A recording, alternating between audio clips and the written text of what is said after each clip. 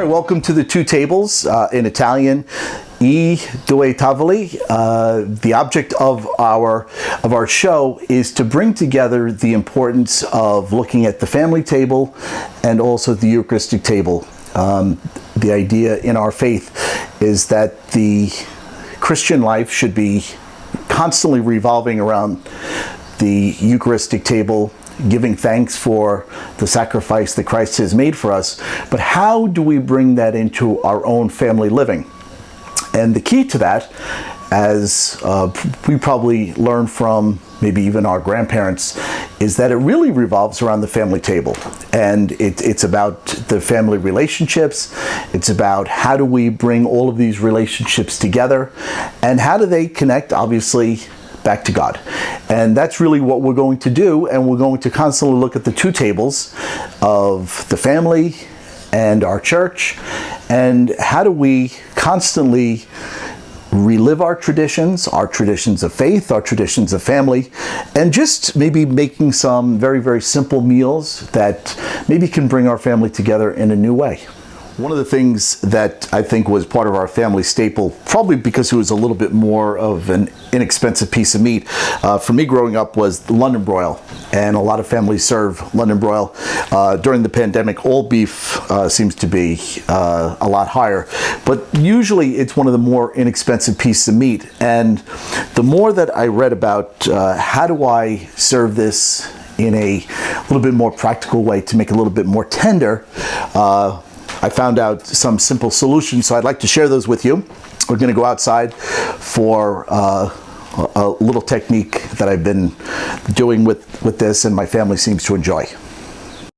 So one of the things I've learned, because of the muscular nature of the meat and all the veins that run through it, what will tenderize the meat is a little something I call, my friend, the equalizer.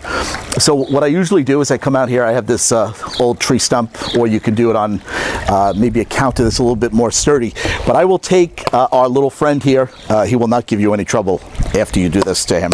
But if you pound it out and you I've also wrapped the cutting board in some plastic wrap just to keep the meat contained, because it will, if you're hitting it this hard, one of the things will kind of like splatter a little bit over the place.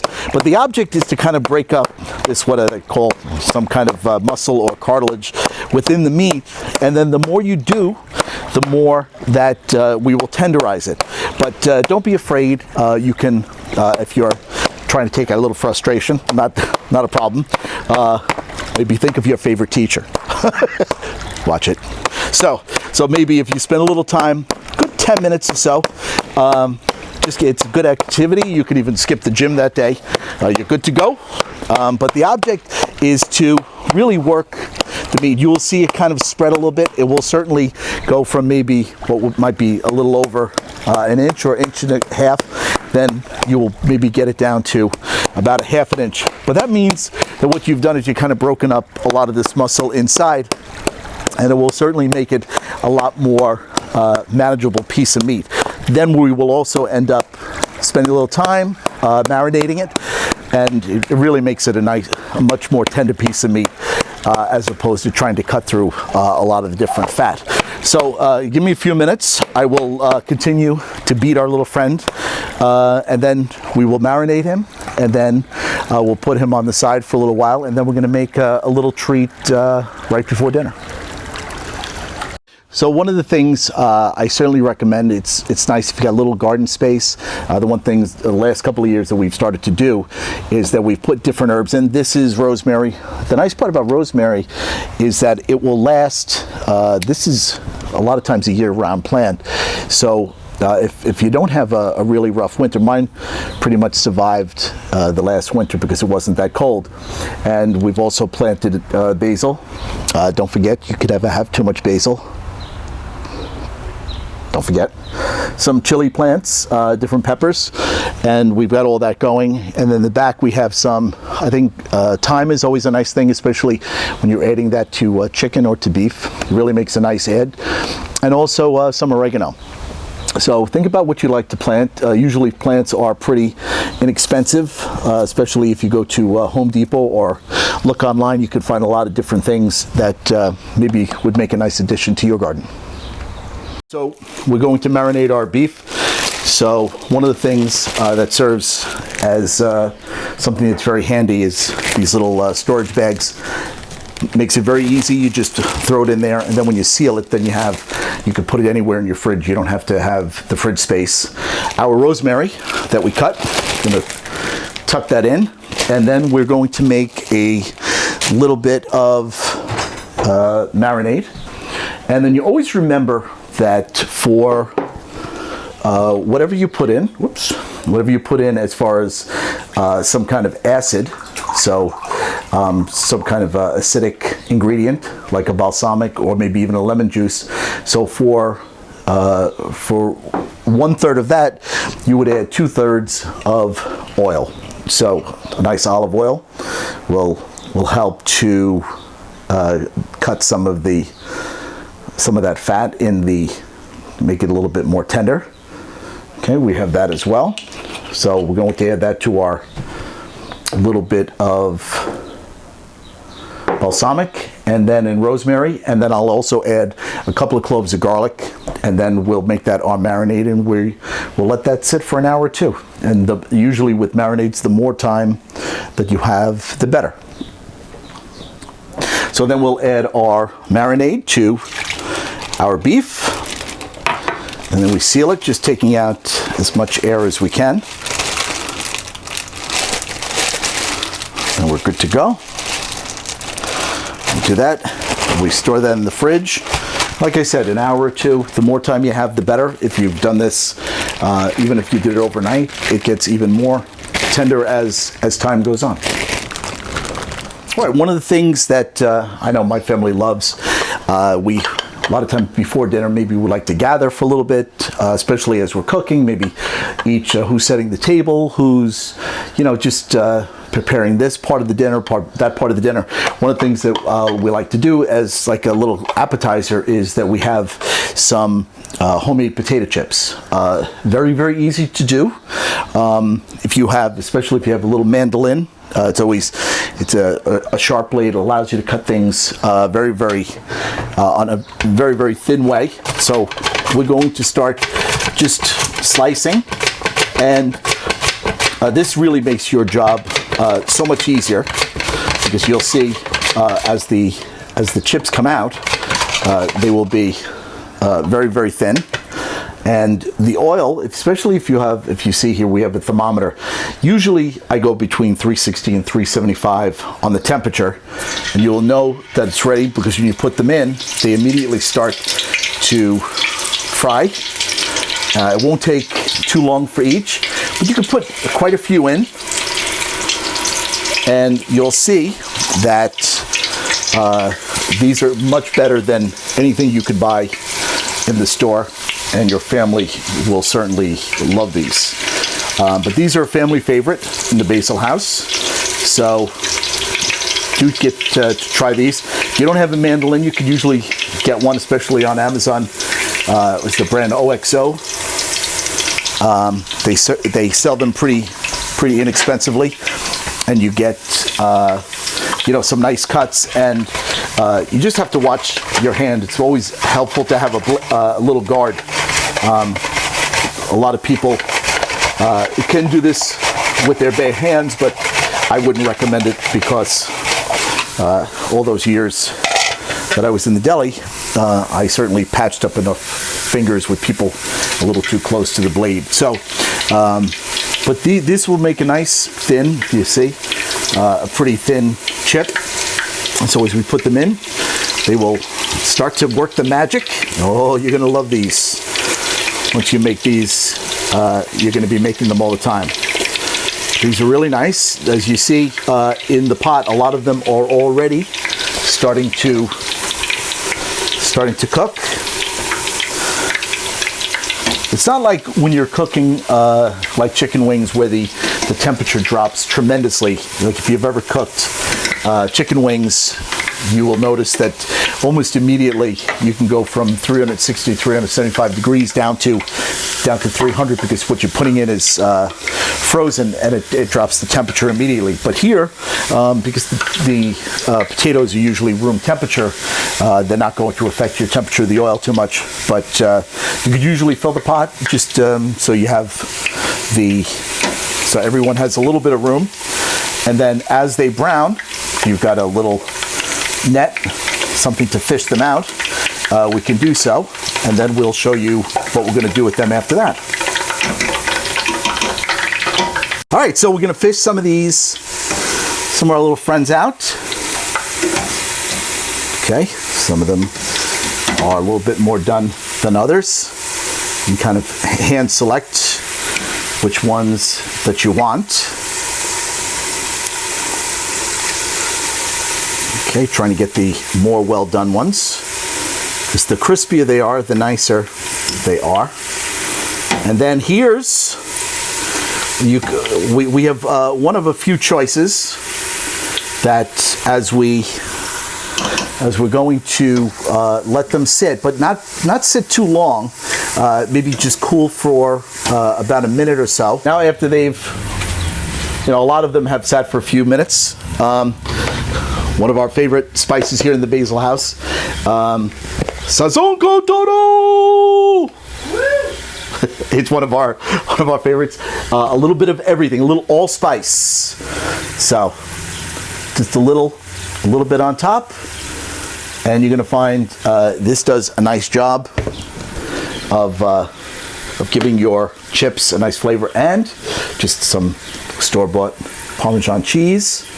You give it a little bit of that. Oh, baby. As they say in Italy, G. Monetti. Check those out.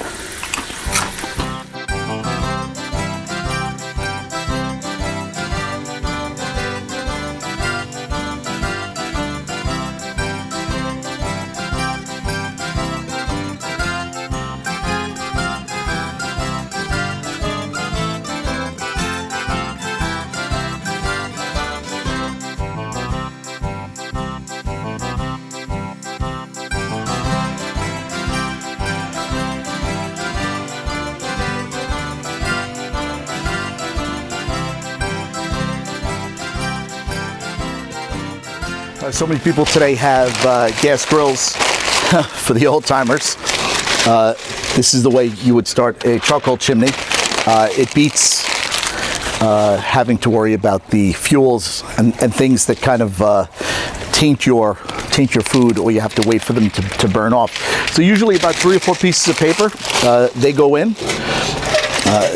flip them over, and then a little bit of charcoal.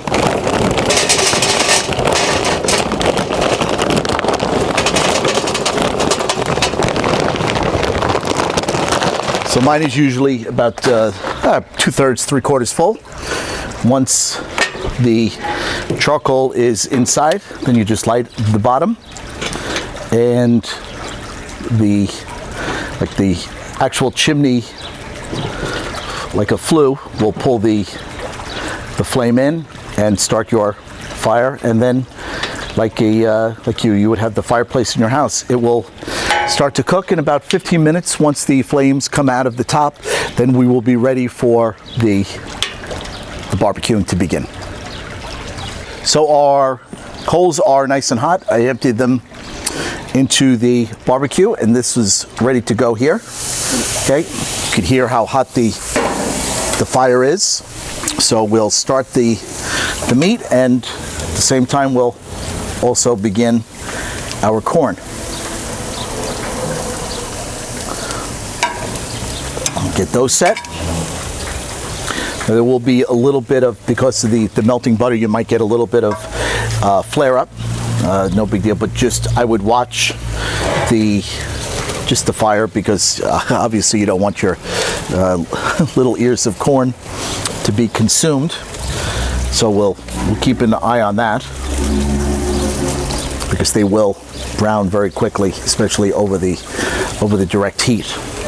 All right, so just to watch things for a few minutes, tend to them, and the corn will cook pretty quickly, and you'll know when it's done because it gets a nice char on it, and will actually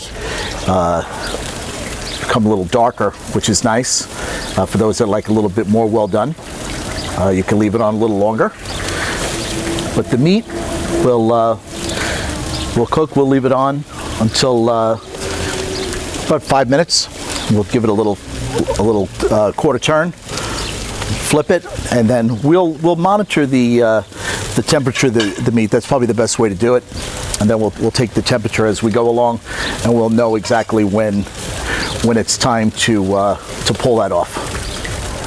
Right after a few minutes, we've flipped the meat, and the corn continues to brown nicely.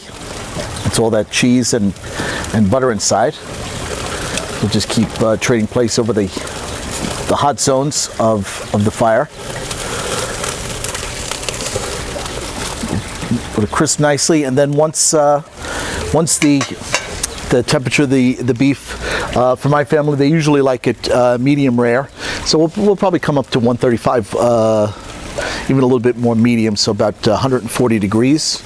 And then, but we'll take that off the heat, and we'll start taking the temperature in a few minutes. And we'll see where that's at, and then get ready to pull our corn off, and then we're good to go. All right, so just took the temperature of the meat, about 135. We'll let it continue to cook. We'll cover it and put that inside. Get our other tongs here. I'll cover everything, and we'll put that inside, and then let it rest for about 15 minutes, and then we'll cut it, and we'll be ready to serve. I think maybe a treat for all of us might be a nice ribeye or filet mignon, which we might have around the holidays, especially 4th of July, Memorial Day. One of the things, taking an everyday piece of meat and maybe transforming it a little bit might be something that becomes a challenge that becomes fun for us, and something we can serve inexpensively, and especially when we're sharing it with others. Have a little reflection at the end of our show today.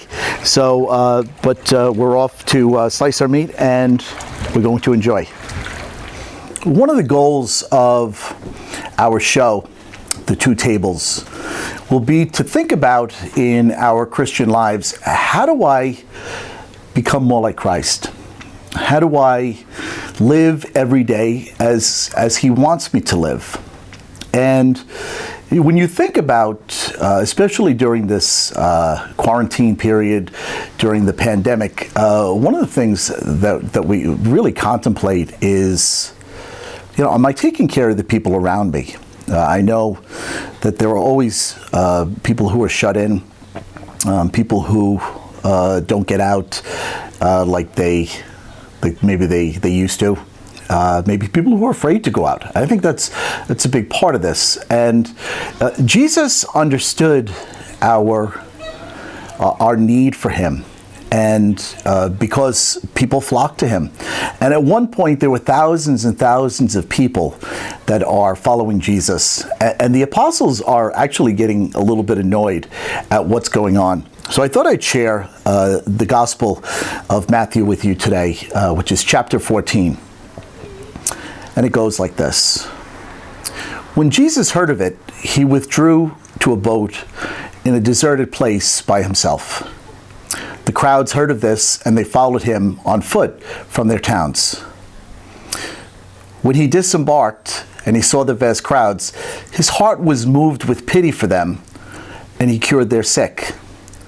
And when it was evening, the disciples approached Him and said, "This is a deserted place. It's already late. Dismiss the crowds so they can go back to the villages and get food for themselves." And Jesus said to them, "There is no need for them to go away. Give them some food yourselves." But they said to Him, 5 loaves and 2 fish are all that we have." Then He said, "Bring them here to me." And He ordered the crowds to sit down on the grass. Taking the 5 loaves and the 2 fish, and looking up to heaven, He said His blessing. He broke the loaves and gave them to His disciples, who in turn gave them to the crowds. They ate, and they were satisfied, and they picked up the fragments left over, and 12 wicker baskets were filled. Those who ate were about 5,000 men, and counting women and children. Jesus knows that we hunger for relationship. We hunger to be in his presence. We can be the presence of Christ in everything that we do. But maybe it's our grandparents. When we're cooking food, do we think about our neighbors? Do we think about the people around us? Maybe if we cook just a little bit more and we share with what we have with them, we can satisfy their souls. From the two tables, Idue Tavoli, from the Basile house, we wish you bon appetit and great time with family and friends. Thanks.